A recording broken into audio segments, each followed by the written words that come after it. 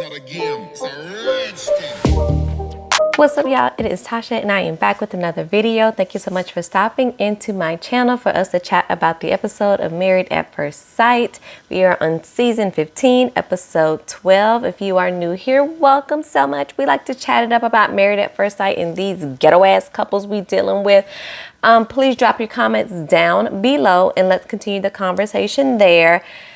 Yeah, let's just jump right in because I got a lot of notes, and this show is really starting to become a little bit challenging to watch. Like, I don't know at this point if it's the length of the show, if it's the round robin of the conversations that's happening, or if because now I've watched the show every season, that the last few seasons in particular, it's just been the same regurgitation of things in the couples and even in the information that the experts are giving them. It's just the same thing that we're seeing over and over and over again. And it's like, are we not learning any new techniques when we see season after season that maybe whatever we're doing is not working to have successful couples? Why are we coming back to let's just suggest the same things over and over and over again? So it's like we're watching the same movie with different characters. And I just don't know how I'm continuing to feel about that, guys. I just don't know. I don't know. Maybe it's just me. I don't know. Anyway, so on the episode tonight, the couples will explore going deeper. And of course, we know in maths world that means sex, because who cares about, emotional and mental well-being? It's just all about the sex with Married at First Sight sometimes. Okay. It is 18 days until decision day. Y'all, I'm about this close to fast forwarding between all of Lindy and Miguel's scenes because Lindy's voice just tears my nerves up, and her entering the scene in the very beginning does not set the good tone for me to be able to take in this episode, okay? So just bear with me or don't be shocked if I just don't talk about them anymore. So we see Krysten and Mitch. Mitch opens the episode and Mitch is FaceTiming his friend Shayna. He tells her that, they were off to a good start. He says maybe he was a little bit too humorous in the bedroom and Krysten called him out for it, and it really made him feel insecure and put into a box. Mitch is the king of playing victim. Like, anytime that somebody says something that goes against or doesn't necessarily agree with what he thinks, he feels like it's a personal attack on him. Like, everything is not that serious, Mitch, so cut it out. His friend tells him to really think about it from her perspective, and really jokes during intimacy would probably turn her off. That would probably turn off any woman and just dry her up like the Sahara Desert. So if that's what you want, Mitch, proceed with your jokes in the bedroom, okay? There's a time and a place for everything, and that ain't the time nor the place. So Shayna tells him to talk to her about it, and really the best thing he can do is to show her that he is attracted to her. Stacia and Nate, they're the first to get a visit from Dr. Pia, as she's supposed to go see all the couples and discuss trust and intimacy. She asks how things have been going, since the last time she saw them, because they were not in a good place when they did a little group exercise. She asked Nate if he felt the arguments were resolved, and he said kinda. He really said that they talked about questions that they wanted to talk to Dr. Pia about before she got there, and that Stacia really wanted to know what she can do to help build more trust, because I feel like, along with Nate, realized this is a Stacia issue and not a Nate or couple issue. This is an issue that she has with trust completely. He says it will really frustrate him over time if she doesn't trust him, and she says she really has issues trusting things that she cannot fact check. Well, Stacia, you can't fact check somebody's feelings and emotions about different things. You are not them. You are not in their head. You're going to have to just believe what they're saying, girl. Like, whew, Stacia is a lot, child. So Dr. Pia asks if she connects trust with control, and she says maybe, and I say your answer should have been a resounding yes, I do. Dr. Pia asks, her to come up with an activity to really give complete control to Nate, and whatever happens, she must just go with the flow. And I like this idea, Dr. Pia. I just don't know if it will stick, because Stacia is just such a control freak that, it'll be all well and good in the situation in the experiment or whatever they decide to do. But long term, I just don't see Stacia just being able to give up control like that to Nate. Alexis and Justin, they're talking about her hanging out with her friends for 2 hours on the weekend, and he's complaining about her going out every weekend. We're going to hear about this the entire episode, so let's just, buckle your seatbelts, boys and girls. He says there needs to be a balance, and she is telling him that she only went out for an hour and a half the previous weekend. Dr. Pia shows up, and they're both excited to spill the tea because they like, ooh, we really need to talk to you. So Justin tells Dr. Pia that Alexis has to go out every weekend, and Justin says that he doesn't want her to have to stop, but there has to be a balance. And then I was like, well, Justin, you're kind of saying two opposite statements. She doesn't have to stop, but there also needs to be a balance. Well, her finding a balance is also her stopping what she really wants to do. So I don't know if you understand what it is that you're actually saying. Alexis says she has gone out 2 hours or less whenever she has gone out on the weekends with her friends. And she says in doing that, she has not canceled any plans with Justin to go out with her friends. So she's telling us that she is not telling Justin like, no, I'm not going out or doing those things with you that you've asked me to do. I'm going to go out with my friends instead. So it sounds like instead of maybe just sitting around the house and watching a movie, cuddling, cooking, just spending time together, she's like, oh, we don't have plans. I'll go out with my friends instead. I don't know, y'all. I kind of dealt with a little bit of this in my marriage when I was married, and I don't know, because it sounds like she's giving him a lot of quality time during the week, and her going out maybe for an hour or two on the weekend shouldn't be a big deal with her friends. I still don't think it should be every weekend, but it doesn't sound like she is doing that in replacement of the quality time that he feels like he's still getting the quality time from her throughout the week. It just may not be on Friday, Saturday, or Sunday that he gets the extra 2 hours, but he's getting it somewhere. I don't know, maybe. Alexis said she didn't think getting married would mean doing what her husband wants her to do, and says that going out with her friends brings her joy, and she is basically still getting used to being a wife. She says she can't commit to being with someone 24/7, and that is a deal breaker for her. Alexis says she is really just finding out that he is mad about her going out every weekend, because when she said the previous weekend to him that she was going out, Justin made the comment of, good, I need some time to myself. And I was like, Justin, I could see you saying something like that, and I'm going to need you to speak your truth in the moment and not say what you think sounds good, because you maybe don't want to hurt her feelings or make her feel bad for actually going out. But you're sending mixed messages by saying, good, I need time for myself anyway, when truly you are not happy that she's going out yet again. Be honest. So Dr. Pia asks if she's ready to be married to Justin in particular, and Alexis says, I don't know at first, and then she says, I don't think so. And I'm like, boom, there it is. Dr. Pia asks Justin how he feels now that he's heard that. He says, basically, she is moving like he is an option, and he does not want to be an option to anyone. Alexis cuts him off and says she has really tried so hard in this marriage, and she hasn't tried this hard with anyone.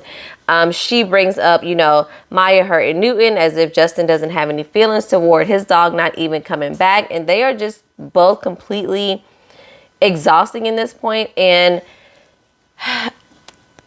Alexis is getting on my nerves, but also so is Justin.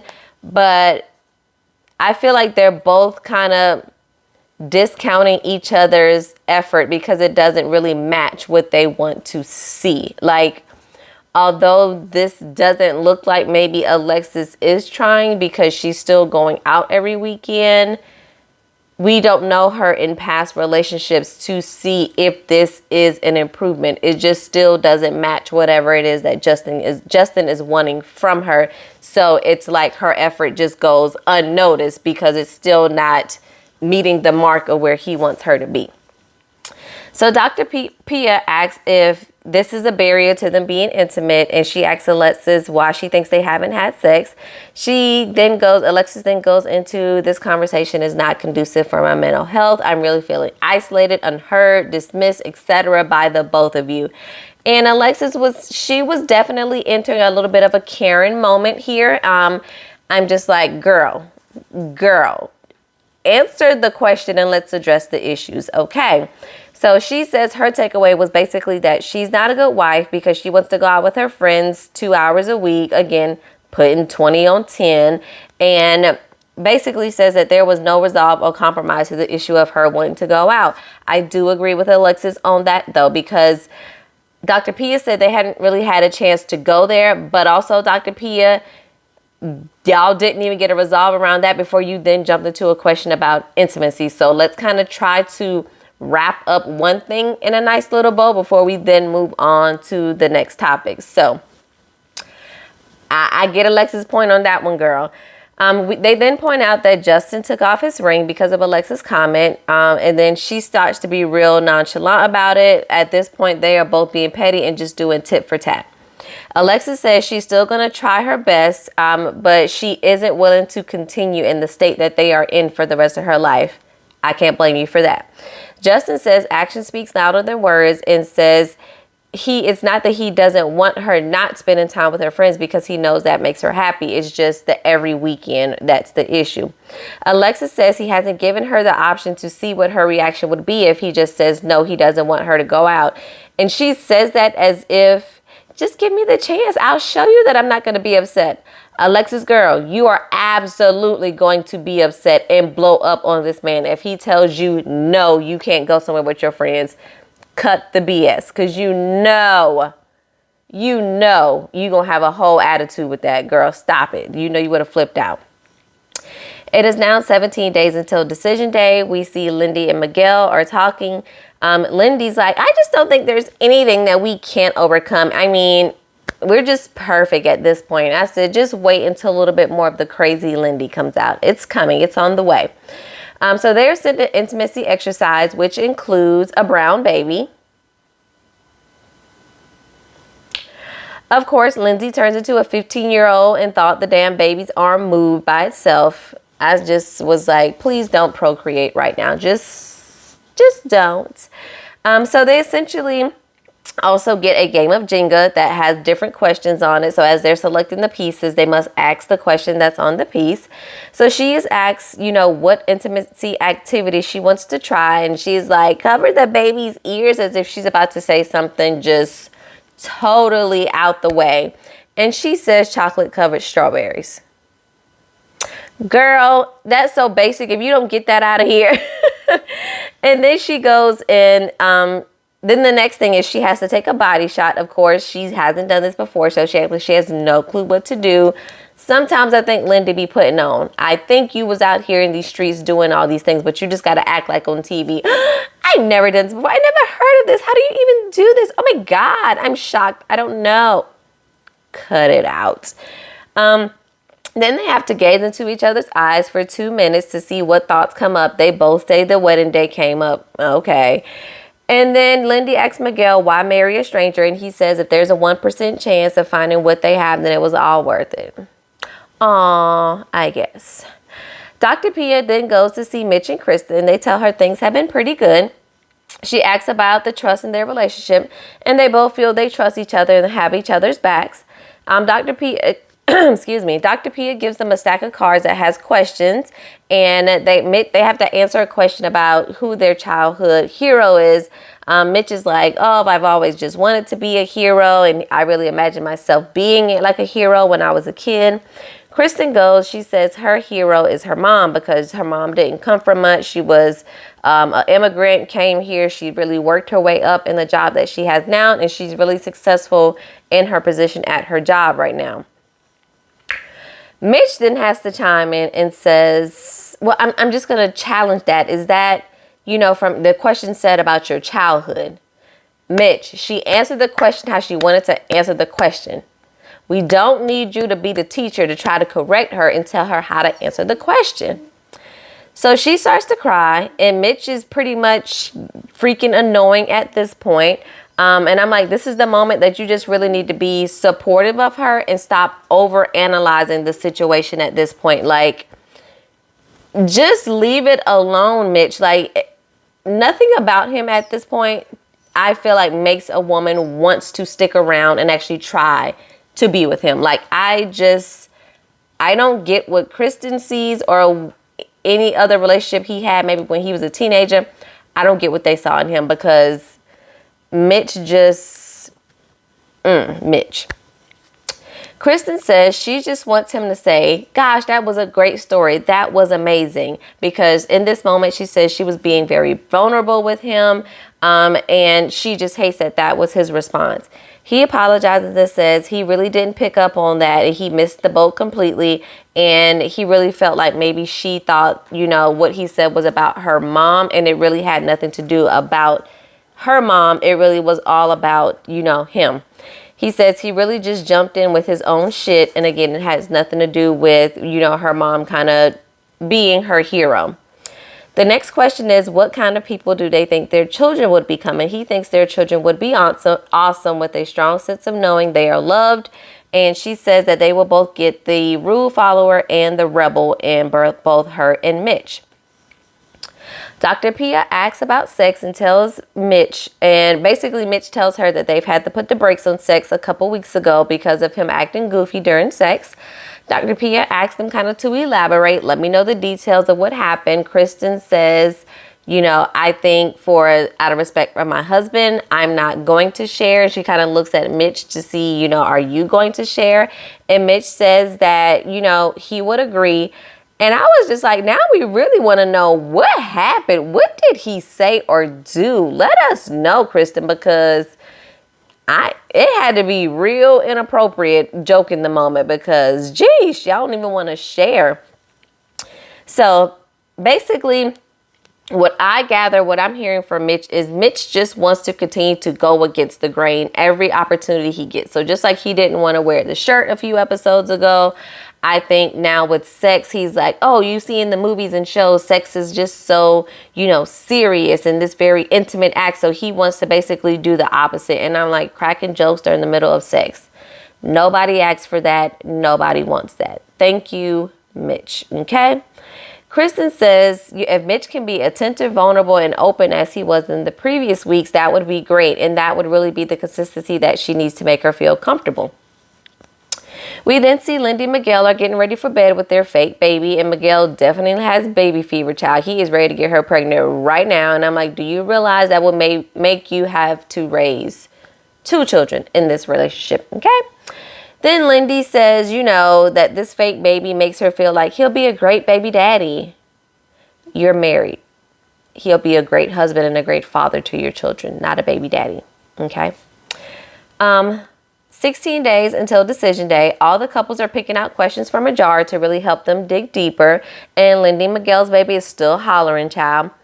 Mitch question to Lindy is, what was the toughest thing that they both, I guess, had to overcome?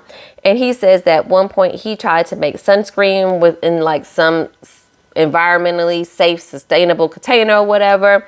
It didn't do well. It really caused him to go really into a low, but it also helped him to pushed him to do the things that he is passionate about.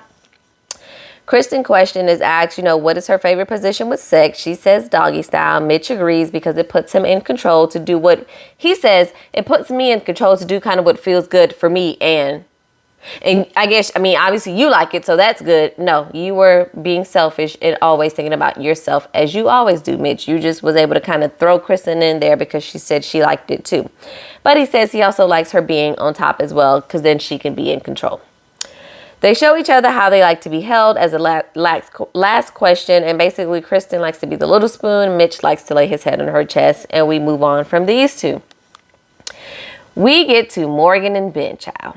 So they are waiting for Dr. Pia, and obviously still on terrible terms, child. Binh is still beating himself up, taking all the blame. Morgan continues to show up in every scene that she can in her nursing scrubs to prove to all of us that she's a nurse. Morgan says things have been disappointing since the last time they saw Dr. Pia, and she immediately starts to cry. And I said, she ain't all the way white, but please let us not have white women tears this season, or brown women tears. What? Not. Stop it, Morgan, because you have had a part to play in this whole situation as well, ma'am. She says she's been in defensive mode and he has attacked her character behind her back and says that Binh will tell half-truths to people to make himself look good and for people to still like him. Dr. Pia said it really sounds like Binh is being vindictive, and he says he really expected to be called out, but it's scary to have conversations with Morgan because she has the same temperament as his dad, and that is a trigger for him. Morgan says she understands that she could have created a safer space for him, but this issue has been happening since day one. Again, taking zero accountability because you initially lied on day one, if that's what you want to call it, girl. Like, you kind of started the ball rolling. Take that ownership, okay? Dr. Pia says if there's a way to heal, and Morgan says she still hasn't gotten a genuine apology. Morgan, shut up. Morgan, shut up, girl. This man has apologized so many times, and I'm not sure at this point what you're considering a real apology. You just don't like him, so anything he says is not going to feel genuine in your eyes. Just say that and not say you're looking for a real apology. How are you going to tell this man his apologies wasn't real?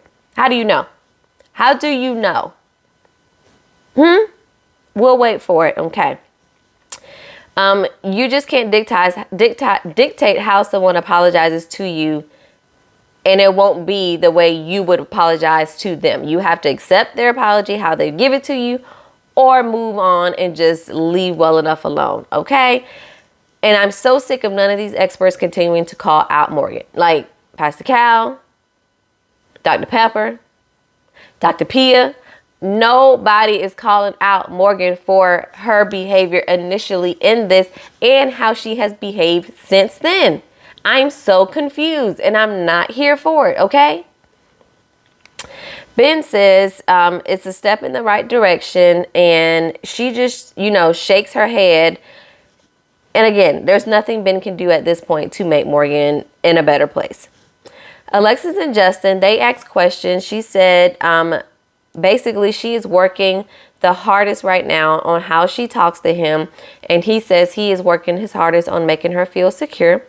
Alexis says his vows, when they got married, said that he will allow her to be free, and she just doesn't feel like he is putting his money where his mouth is.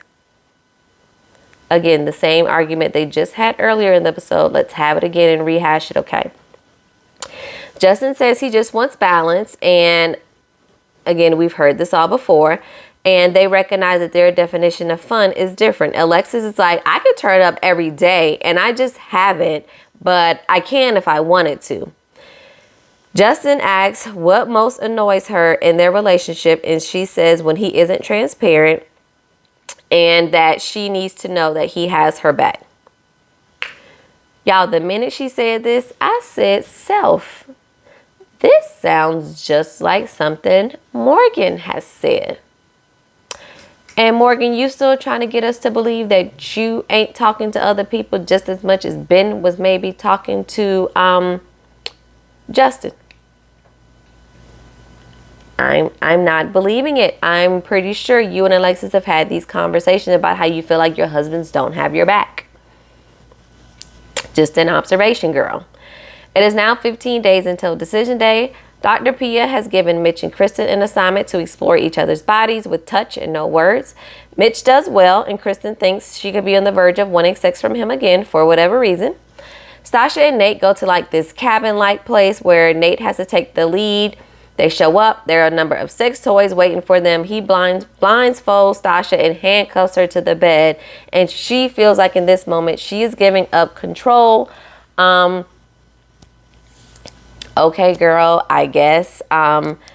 Nate is being a little bit of annoying. She acts like she doesn't trust him. But again, Nate acts a little bit childish, so I don't really blame her on that front. Nate then is kind of putting whipped cream in her mouth, and they're kissing, and then he puts a blanket over his head. You can see it looks like he's about to go downtown, and she's just squirming and everything. And I'm just confused as to why we're getting so many hot and heavy sexual scenes from Nate and Stacia, because then we see them kind of getting in positions to try out the swing that they were given as well. And I just feel like their relationship is truly being over sexualized this season. Like we've we pretty much have seen, you know, some soft, yeah, that's what we're getting from Nate and Stacia. We could have cut those scenes a lot sooner than production did, okay? So next we see Justin and Alexis. They're trying to, you know, get back to intimacy. And I'm like, these two are just going through the motions at this point. She's brought in a pole because she wants to have a little sexy night and do a little pole dance. And again, with these two, I'm just constantly confused as to what's being resolved. We constantly see them have these issues, and then the next time we see them, it's baby, honey, oh my God, let's try this. I'm here for you. But when are the things being resolved? How are we getting from scene 1 back to scene 2 where you guys seem to be in love all over again?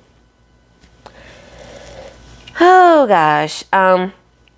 Anyway, Alexis tries to work the pole. We see she's not getting a call from, you know, down at the Pink and Uncle Clifford no time soon, okay? They then play a blindfold game where they have to each blindfold each other and share how they feel about each other, honestly. So Alexis goes first, and Justin says all these things about how he appreciates her, but he also then wraps around and says he thinks he comes number 2 to her friends and her dog. He says he is frustrated that she didn't ask how he felt about Maya, and if the tables were turned, she wouldn't have made the same decision. 1000% agreed. He says his love hasn't changed, but he is questioning their marriage. At this point, I am just excited that Justin is being honest, because we keep seeing him not being honest. So thank you for actually being truthful in this moment, Justin. We appreciate it, finally. So it's now Justin's turn, and Alexis says that even if he isn't making her happy, no, even if she isn't making him happy, she knows she will make someone extremely happy. I said, Alexis, girl, this is not how this works. This is not how any of this works. To say, I know I may not be making you happy, but I know I can make someone extremely happy. You can be honest, but you can be honest without being hurtful. She then says she's thankful for him, thankful for the good times, thankful for the bad times. That's really all I got. Justin is like, is that everything? She's like, yes. Justin is like, are you sure that's everything? Yes. Pinky promise, you sure that it's everything she wants to share, Justin, okay? Alexis then says she didn't want to attack him, but she really didn't want to reiterate things that she's already told him over the past month. And then she tells Justin that sometimes no response is better than a response, and right now she is choosing silence. Girl, right now you is choosing violence, because you saying that, you know, it's going to be a trigger for him when he is very sensitive and emotional. If you truly did not have anything else to say, just don't say nothing else. But don't then turn around and say, basically, you know, you don't want to hear everything else I got to say because I'm probably going to hurt your feelings. So let me just be silent. That's basically what you were telling him. And he did not need to hear that. Okay. 2 weeks until decision day. Lindy and Miguel still have their baby. The baby has cried every night the previous night, every 2 hours. Miguel took care of it. Miguel, that's how real life will be with a baby if you have it with Lindy. We then see Kristen getting ready, and she tells us that she is meeting with the girls. And the minute she said that, I said, WTF maths. Why are we getting together so often? Like, why are we getting together so often with the guys and the girls? It is almost like every other episode. It is overkill at this point. They are not supposed to be the experts for each other. You guys are supposed to be the experts for them. It is the blind leading the blind. Whoo, child. We see the guys get together. They're playing basketball. Miguel brings the baby. The girls go to the beach.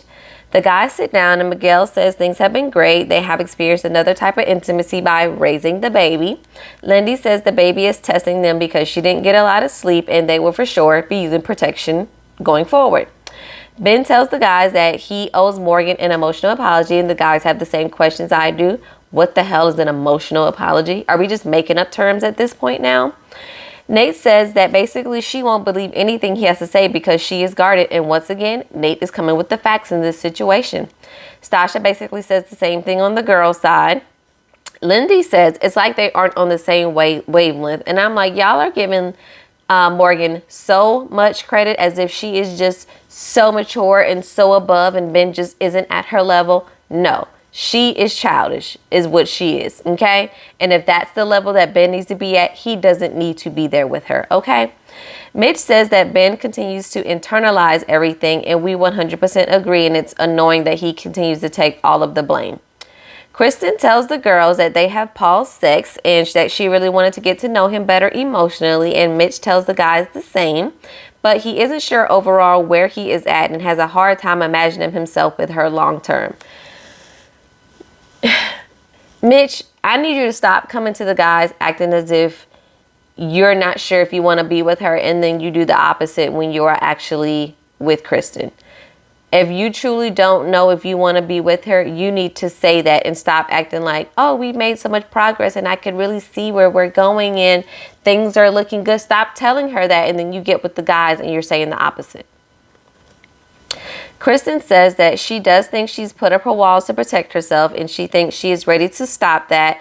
But she says marriage is just not what she imagined it to be.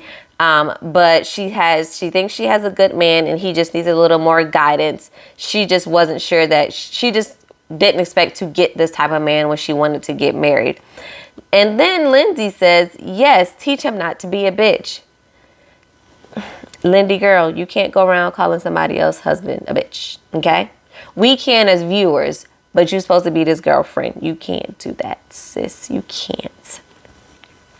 Alexis says she envisioned a married life of them really having a lot of fun.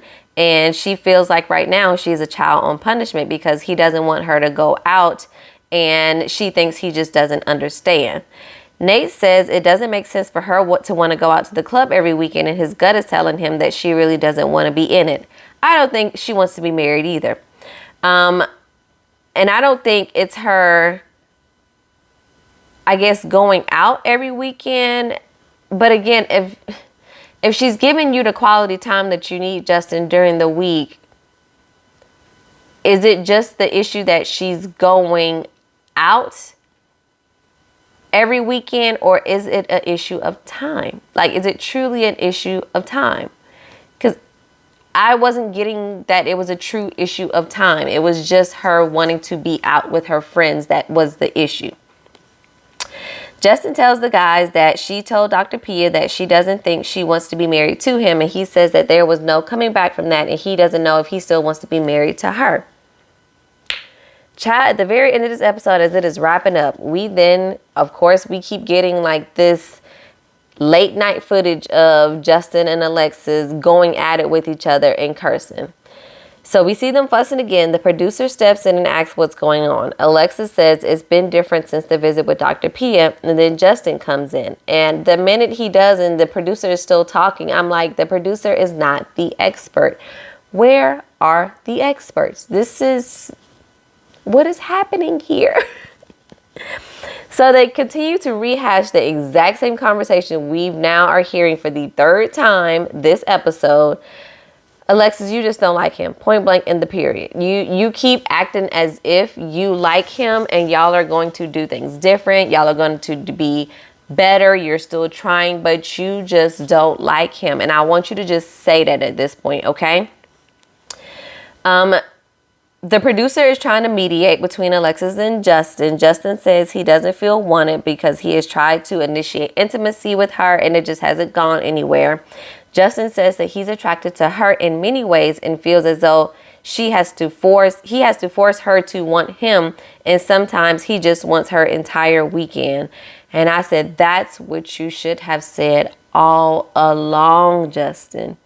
Is that sometimes I just want to spend the whole weekend with you. Even if that is us doing nothing, I still want to spend that time with you. But he says, she just wants to hang out with her friends. She will always put her friends first, and that's just what it is.